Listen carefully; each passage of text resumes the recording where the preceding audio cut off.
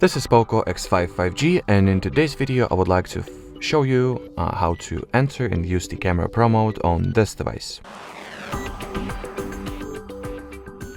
So to begin with, you obviously gotta launch the camera application itself. Then among the available options, or rather camera modes, go into more, or not more actually.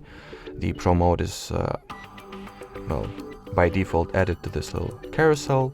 If not, you'll find it at the more section for sure.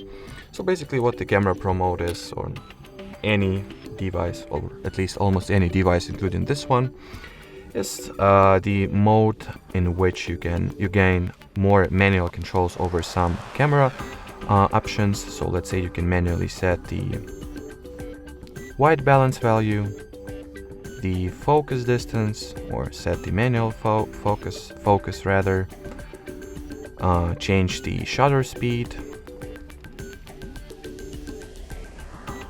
also change the ISO value, the exposure value. You can also change if your other options are set to be automatic. It's the only occurrence at which the exposure value is available to be configured, and switch between ultra wide and wide lenses.